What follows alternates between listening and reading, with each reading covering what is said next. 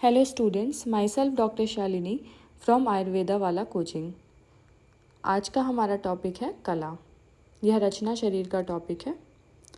सबसे पहले हम देखेंगे कला का क्या डेफिनेशन बताया गया है।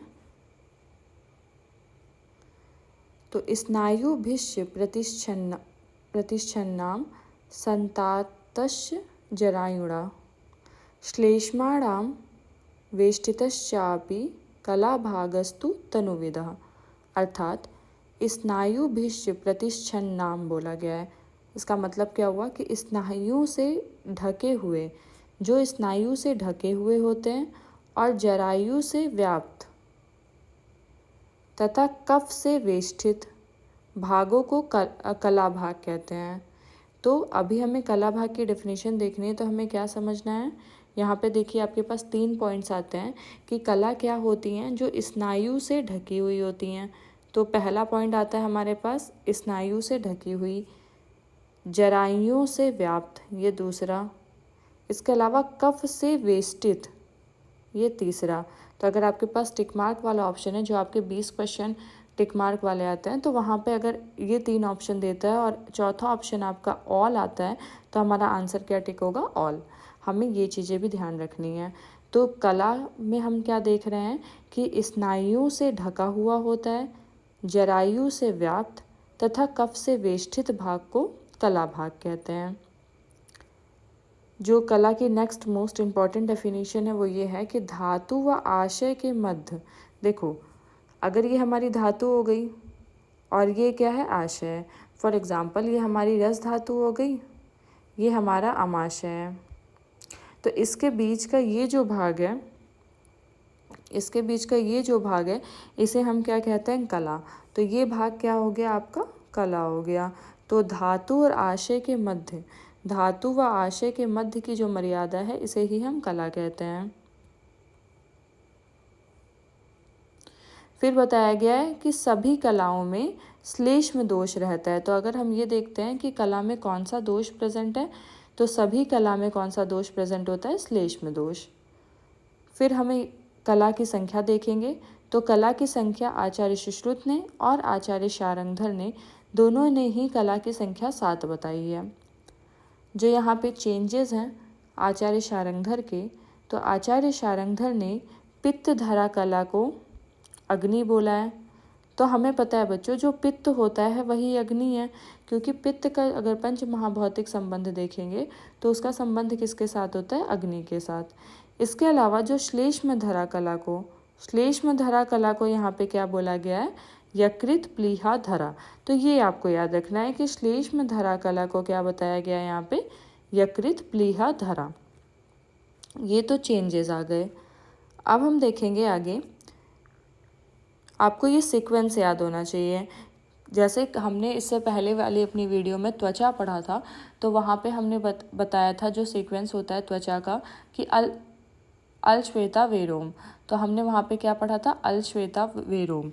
तो ये आचार्य सुश्रुत की त्वचा का सीक्वेंस था।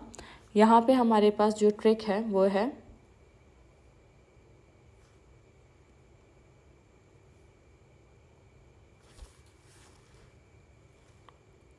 हमारी ट्रिक है कि मर्मों से पुराने हैं पिता का शुक्र। तो मर्मों से भी पुराने, मतलब मर्म जो आपके कितने होते हैं, मार्यन्ति इति मर्माणी हम कहते हैं। मर्मों की संख्या सभी आचार्यों ने कितनी मानी है, 107। तो यहाँ पे हमारी ट्रिक है कि मर्मों से पुराने हैं पिता का शुक्र। तो हर पिता का जो शुक्र है वो मर्मों से भी पुराना है। ये हमारी ट्रिक हो गई कि मर्मों से पुराने हैं पिता का शुक्र। तो हमारा सीक्वेंस क्या बन जाएगा, माँ से मांस धरा, रा से आपका आ जाएगा रक्त धरा, मर्मों में से आ जाएगा मेद धरा, से श्लेष्म धरा, पुराने पुरीश धरा, पिता का शुक्र यानी पित्त धरा और शुक्र धरा। ये हमारा आपका सीक्वेंस आ जाएगा। अब हमें पता है कि आचार्य शारंगधर ने क्या चेंजेस किए हैं। तो आचार्य शारंगधर ने बोला जो पित्त है वही अग्नि है, तो पित्त धरा को अग्नि धरा बता दिया। और जो उनका आता है चेंज वो होता है श्लेष्म धरा। तो श्लेष्म धरा को उन्होंने क्या बताया है, यकृत और प्लीहा धरा। तो ये आपकी ट्रिक है कि मर्मों से पुराने हैं पिता का शुक्र। अब हम आगे देखेंगे कि मांस धरा कला कहाँ पे प्रेजेंट होती है, क्या स्थान है मांस धरा कला का। तो मांस धरा कला आपकी कहाँ पे प्रेजेंट होगी, मांसगत होगी, सिरा और स्नायुओं में होंगी और धमनी और श्रोतस में होगी। तो अगर हम देखें कि मांस धरा कला कहाँ पे प्रेजेंट है, तो मांस धरा जो कला होती है वो मांस में प्रेजेंट है। इसके अलावा सिरा, स्नायु, धमनी, श्रोतस इनमें प्रेजेंट होती है, के प्रतानों में प्रेजेंट होती है। फिर आता है रक्त धरा।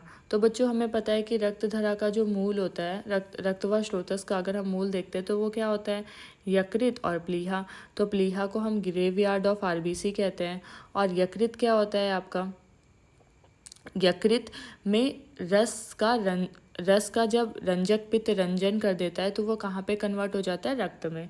तो रस से रक्त कहाँ पे बनता है, यकृत में बनता है। इसके अलावा आ जाएगा वो जो सिराएं क्या होती है, वेन्स होती है, धमनी क्या होती है, आर्टरी होती है।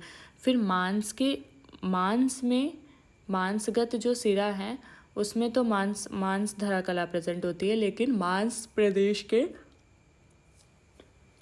प्रदेश के अंदर, तो मांस के अभ्यंतर प्रदेश में आपको क्या देखने के लिए मिलेगा, रक्त मिलेगा। फिर आता है मेदोधरा। तो मेदोधरा में क्या देखेंगे हम, तो मेदोधरा में आ जाएगा आपका पॉइंट कि मेद कहाँ पे होता है बच्चों, फैट कहाँ पे होता है, उदर में, पेट लोगों का बाहर निकल आता है। तो हमने क्या देखना है, मेदोधरा में क्या होगा, एक तो उदर और दूसरा होता है अर्धवस्थि।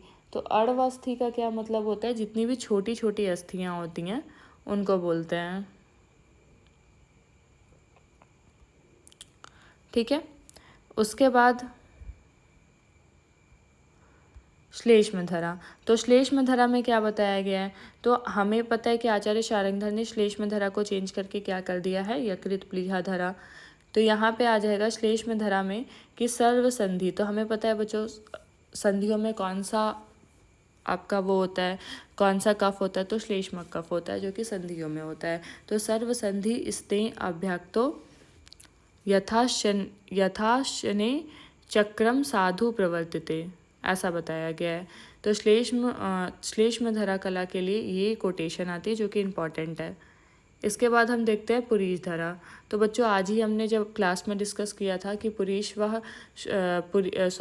का वेग धारण करने से क्या होता है कि पक्वाशय शिराशूलम वात वर्चो आप्रवर्तनम, कि पक्वाशय में दर्द होता है पुरीश का वेग धारण करने से। वहाँ मैंने आपको बताया था कि आप पा से पा कोड भी कर सकते हो।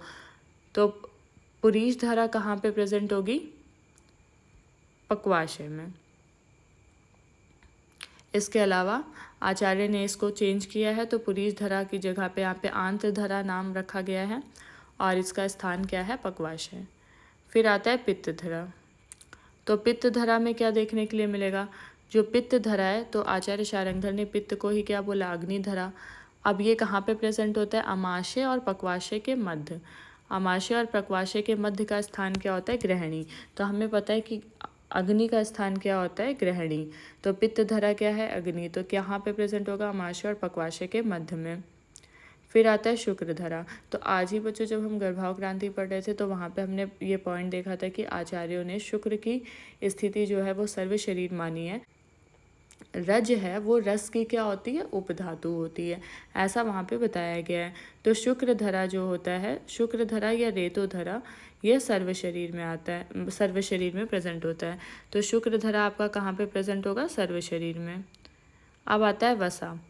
वसा क्या होता है बच्चों, तो शुद्ध मांस के स्नेह को क्या बोलते हैं, वसा बोलते हैं। जो शुद्ध मांस के स्नेह को वसा कहते हैं। मज्जा क्या है, तो मज्जा आता है जितनी भी स्थूल अस्थियों में मज्जा रहती है। हमें पता है कि जो लॉन्ग बोन्स होती हैं उसके अंदर मज्जा प्रेजेंट होती है। तो जो स्थूल अस्थियां हैं वहाँ पे क्या प्रेजेंट होती है, मज्जा। मेद में क्या आता है, तो मेद में जितनी छोटी अस्थियों में रक्त युक्त मेद रहता है, सारक्त करके आएगा, सारक्त मेद उच्यते। अथ का मतलब क्या होता है बच्चों, देखो अथ का मतलब ही होता है छोटी। अथ का मतलब होता है छोटी। अथ त्रेषु सर्वेषु सारक्त मेदसा। तो सारक्त मेद उच्यते, तो छोटी अस्थियों में रक्तयुक्त मेद रहता है। तो तो इसी के साथ हमारा ये कला वाला टॉपिक कंप्लीट होता है। अगर किसी को कोई डाउट है तो वो कमेंट सेक्शन में या पर्सनली मैसेज करके भी क्लियर कर सकता है।